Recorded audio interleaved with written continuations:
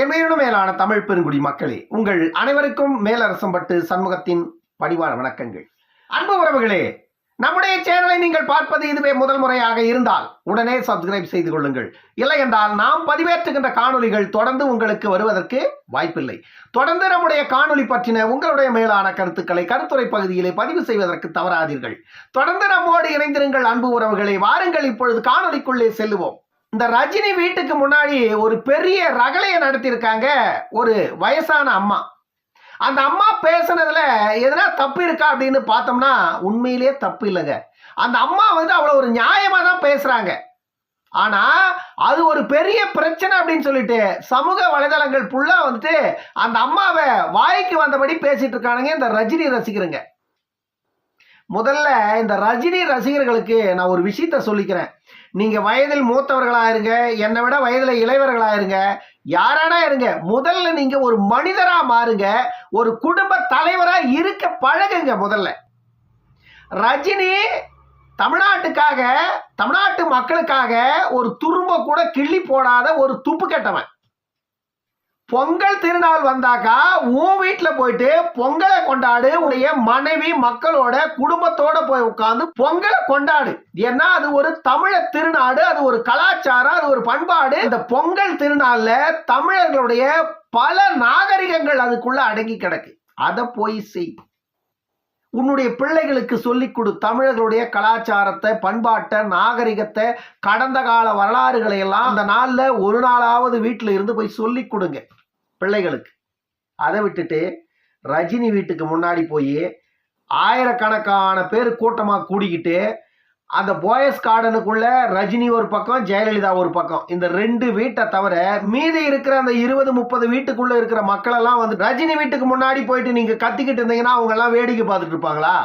அவங்களுக்குன்னு குடும்பம் இல்லையா? அவங்களுக்குன்னு ஒரு வாழ்வியல் இல்லையா? நீங்க தான் வெட்டி பயலுங்க. ரஜினி ரசிகர்கள் அப்படின்னாலே எல்லாம் வெட்டி பயலுங்க தான். பொதுவா சினிமா நடிகருடைய ரசிகர்கள் அப்படின்னாலே வெட்டி பயலுங்க தான். சினிமா நடிகருடைய ரசிகர்கள் அப்படின்னா படத்தை பாருங்க, ரசிங்க, உங்க வேலையை போய் பாருங்க. அவர்கள் கோடிக்கணக்கான ரூபாய் சம்பளத்தை வாங்கி சினிமாவை நடிச்சுட்டு 100 கோடி ரூபாய் சம்பளம் வாங்கிட்டு ஒரு திரைப்படத்தை நடித்து வெளியிடுறான். அந்த 100 கோடி அவன் சம்பளம் வாங்கிட்டு நடிக்கிற அந்த திரைப்படம் 1000 கோடி வசூல் பண்ணுது. ஆனா தமிழ்நாட்டு மக்களுக்கு ஒரு பேரிடர் காலத்துல கூட 1 கோடியோ ஒரு 2 கோடியோ இல்ல ஒரு 5 கோடி ரூபாயை கொடுத்து மக்களின் இன்னல்கள்ல அவங்க பக்கத்துல நிக்கிறதுக்கு கூட துப்பு கெட்டவனுங்க இந்த சினிமாக்காரனுங்க. ஆனா நீங்க அவனுங்களை போயிட்டு தலைவா வெளியே வாங்க, தலைவா உங்க முகத்தை ஒரு முறை காட்டுங்க, தலைவா பார்த்துட்டு நான் போயிடுறேன்னு வடிவேலு சொல்றாரு காமெடியில. அந்த மாதிரி போயிட்டு ரஜினி வீட்டுக்கு முன்னாடி நின்னுக்கிட்டு தலைவா தலைவான்னு கத்திக்கிட்டு இருக்கீங்களா? லூசுங்களாடா நீங்க? லூசுங்களா நீங்க? நீங்க போயிட்டு பைத்தியக்காரங்க மாதிரி ரஜினிக்கு முன்னாடி கத்திக்கிட்டு இருந்தா சுத்தி பக்கங்கிற வீட்டுல இருக்கிறவங்க எல்லாம் குடும்பம் நடத்துறதுல அவங்க. நீங்க தான் குடும்பம் வேணாம், நீங்க தான் குடும்பம் வேணாம், பொண்டாட்டி வேணாம், புள்ள வேணான்ட்டு எல்லாத்தையும் நடு ரோட்ல விட்டு அவங்க வீட்டு முன்னாடி போய் நின்றுட்டு இருக்கீங்க லூசு பயலுங்க.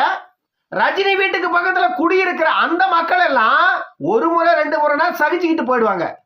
ஒவ்வொரு முறையும் ஆயிரக்கணக்கான பேர் அங்க போய் நின்றுக்கிட்டு தலைவா தலைவான்னு கத்திக்கிட்டு இருந்தா அந்த குடும்பத்துல இருக்கிறவங்களாம் உங்களை வேடிக்கை பார்த்துட்டு போனா அவங்க நீங்க தான் லூசுங்கன்னா அவங்க உள்ளக்கிறவங்களும் லூசுங்களா?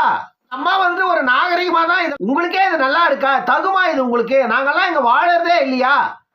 ரஜினி வேணும்னா வீட்டை திறந்து விட சொல்லுங்க, மொத்த பேர் அந்த வீட்டுக்குள்ள போய் இருங்க. ஏன் இங்க எங்களுக்கு இப்படியாப்பட்ட தொந்தரவை கொடுக்குறீங்கன்னு அந்த அம்மா கேட்டது. இவ்வளவுதான். நியாயமா போயிட்டு அந்த அம்மா ரஜினி பேர்ல கம்ப்ளைண்ட் கொடுத்துருக்கணும். ரஜினி பேர்ல கம்ப்ளைண்ட் கொடுத்து ரஜினியால எங்களுக்கு பல தொல்லைகள் வருது, இங்க குடியே நாங்க இருக்க முடியல, தயவு செய்து ரஜினியே எங்க வீட்டெல்லாம் அவரே வாங்கிக்கிட்டு எங்களுக்கு வேற இடத்துல எங்கன்னா இடம் பார்த்து வீடு கட்டி கொடுத்து சொல்லுங்கன்னு போயிடுறோம் அப்படின்னு சொல்லிட்டு கோர்ட்ல கொண்டு போய் நிக்க வைக்கணும் ரஜினியை. நீங்க சினிமாவில உயர்ந்த இடத்துல இருக்கிறீங்க தான், அதை இல்லைன்னு யாரும் சொல்லல. உங்களுக்கு உலகம் முழுசும் பல கோடிக்கணக்கான ரசிகர்கள் இருக்கிறாங்க தான், அதை நாங்க ஏற்கிறோம், அதை நாங்க மதிக்கிறோம், அதை இல்லைன்னு சொல்லல. ஆனா ஒருபோதும் அடுத்தவர்களுக்கு தொந்தரவு கொடுக்காதீங்க. உங்களை சுற்றி இருக்கிறவர்கள் மட்டுமே இல்லை, உங்க தனிநபர்களாக இருந்தால் கூட அவர்களுக்கு உங்களிடம் இருந்து எந்த தொந்தரவும் இருக்கக்கூடாது. ஏன்னா அந்த அம்மா எதுக்கு கத்துச்சு? ஒரு நல்ல நாள் அதுவும், ஒரு பொங்கல் நாள் அதுவும், இப்படியாப்பட்ட கூட்டம் இப்படி இங்க கத்திக்கிட்டு இருந்தா வீட்டுக்கு முன்னாடி நாங்கெல்லாம் குடும்பம் நடத்துறது இல்லையா, நாங்கெல்லாம் ஒரு நல்ல நாள் கெட்ட நாள்ல ஒரு சாமி கும்பிடுறது இல்லையா அப்படின்னு அந்த அம்மா கேக்குது. என்ன தப்பு? ரஜினி கோடிக்கணக்கான மக்களை ரசிகர்களாக கொண்ட ஒரு நட்சத்திரம். அவர் வந்துட்டு ஒவ்வொரு முறையும் இந்த மாதிரி நல்ல நாள்ல மக்கள் வந்துட்டு வீட்டாண்ட வராத அளவுக்கு முன்கூட்டியே வந்துட்டு அவர் ஒரு அறிக்கையை கொடுக்கலாம். அப்படி இல்லைன்னா ஒரு சமூக வலைதளத்துல ஒரு செய்தியை வெளியிடலாம். வெளியிட்டு முன்னெச்சரிக்கையாவே இங்க வந்துட்டு யாருக்கும் தொந்தரவு கொடுக்காத மாதிரி நீங்க வந்துட்டு அந்த மக்களுக்கு வாழ்த்து சொல்லிடலாம். அப்படி சொல்லிட்டா அந்த மக்கள் உங்க வீட்டை தேடி வரமாட்டாங்க. இது வந்துட்டு இந்த ரஜினி ரசிகர்களுடைய அந்த கேடுகட்ட ஜென்மங்களுக்கு புரியணும். உங்கள் மீது உண்மையிலேயே அக்கறை இருப்பதாக இருந்தார் ரஜினிக்கு நான் மேற்கோள் காட்டியதை அவர் ஏற்கனவே செய்திருப்பார். அவரெல்லாம் வந்துட்டு உங்களெல்லாம் ஒரு தூசா கூட மதிக்கிறது இல்லை. உங்களை வைத்து அவர்கள் வாழ்கிறார்கள். அதனால அப்பப்ப சும்மா உங்களை தூண்டி விட்டுட்டு இருக்காரு. நானும் இருக்கிறேன் அப்படின்னு சொல்லி சும்மா உங்களை அப்பப்ப தூண்டி விட்டுட்டு இருக்காரு. அது தெரியாத ரஜினி வீட்டுக்கு முன்னாடி போய் நின்று லகோ லகோ லகோ லகோன்னு கத்திக்கிட்டு, தலைவா ஒரு முறை வந்து உன் முகத்தை காட்டு தலைவா, நான் வாழ்நாளெல்லாம் உன் காலடியிலேயே விழுந்து கிடக்கிறேன்னு போயிட்டு அவன் வீட்டு வாசல் முன்னாடி கத்திட்டு இருக்கீங்க. உங்களுக்கெல்லாம் மானம் ஈனம் சூடு சோரணம் வெக்கம் ஜென்மத்தில் எதுனா இருக்கான்னு கேட்கறேன் நான். சினிமா என்பது ஒரு பொழுதுபோக்கு, சினிமா என்பது ஒரு கலை, அது ஒரு பொழுதுபோக்கு. அந்த கலைஞர்களை நாம் மதிக்கிறோம், அந்த கலைஞர்களை நாம் போற்றுகிறோம். அந்த கலைஞர்கள் உண்மையிலேயே போற்றப்பட வேண்டியவர்கள். ஏனென்றால் தமிழ்நாட்டுடைய பாரம்பரிய கலைகள் எல்லாம் திரைத்துறை மூலமாகத்தான் இன்று வெளிப்பட்டிருக்கிறது பல இடங்களில். சினிமா என்பது போற்றப்பட வேண்டியதுதான், சினிமா என்பது காக்கப்பட வேண்டியதுதான், அதில் மாற்று கருத்தே இல்லை. ஆனா ஒவ்வொரு நடிகை வீட்டு முன்னாடியும் இந்த மாதிரி வெக்கங்கெட்டு போய் அங்க நின்றுட்டு இருந்தீங்கன்னா அது தமிழர்களுக்கு தாண்டா அவமானம். தமிழ்னா பிறந்தவனுக்கு தாண்டா அவமானம். தமிழை விழுந்து போனது 2 இடத்துல, ஒன்னு சினிமா, இன்னொன்னு குடி. இந்த 2 இடத்துலயும் தான் தமிழை விழுந்து போனோம். சினிமாவில் விழுந்ததால தமிழ்நாடே நாசமா போச்சு. குடியில விழுந்ததால தமிழ் குடும்பங்கள் எல்லாம் சீரழிஞ்சு சின்னாபனமா போச்சு. சினிமாக்காரனை நம்பிதான் நீங்க ஓட்டை போட்டு இன்னைக்கு வரைக்கும் தமிழ்நாடு குட்டிச்சவரா போனதுக்கு காரணமே சினிமாக்காரனுக்கு நீங்க ஓட்டு போட்டதுனாலதான். கொஞ்ச நாளைக்கு முன்னாடி ரஜினியும் நான் அரசியலுக்கு வரன்னு துடிச்சு கடைசியில தமிழ்நாட்டு மக்கள் வந்து முன்ன மாதிரி இல்ல, இப்போ வந்துட்டு உஷார் ஆயிட்டுக்கிறாங்க. நம்மளை வடம் பிடிச்சி இழுத்து கொண்டு போய் நடுரோட்டில் நிக்க வச்சுட்டு நாளைக்கு எதெல்லாம் அடிச்சாலும் அடிச்சிருவாங்க இவங்க அப்படிங்கிறத புரிஞ்சுக்கிட்டு ரஜினி கரெக்டா எஸ்கேப் ஆயிட்டார். ஆனா அது இப்ப கூட இந்த தமிழ்நாட்டில் இருக்கிற ரஜினியோட ரசிகர்களுக்கு புரியல. இன்னமும் போயிட்டு அந்த வீட்டு வாசப்பட்டி முன்னாடி போய் கத்திக்கிட்டு, ரஜினிக்கு அது தொந்தரவு இல்லை. ரஜினி என்ன நினைச்சிட்டு இருக்காரு, உண்மையிலே நமக்கு வாய்த்த அடிமைகள் மிக மிக புத்திசாலிகள் அப்படின்னு, இன்னமும் இந்த கேடுகட்ட பாழா போன கூட்டம் நம்மள நம்புதாடா அப்படின்னு சொல்லிட்டு ரஜினி எகத்தாளமா உட்காந்துக்கிட்டு சிரிச்சிட்டு இருக்காரு.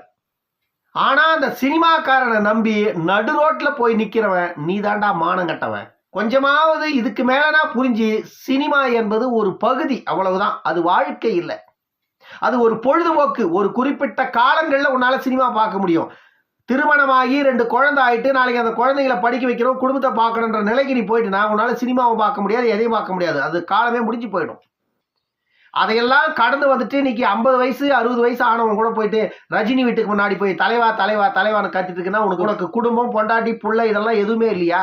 என்ன உனக்கு இது வரைக்கும் வாரி வழங்கியிருக்கான் ரஜினி சொல்லுங்க? எங்கேயோ இருந்து ரஜினி தமிழ்நாட்டுக்கு வந்தாரு, தமிழ்நாட்டு மக்களை வச்சு வாழ்ந்தாரு, இன்னைக்கு வாழ்ந்துட்டு இருக்காரு.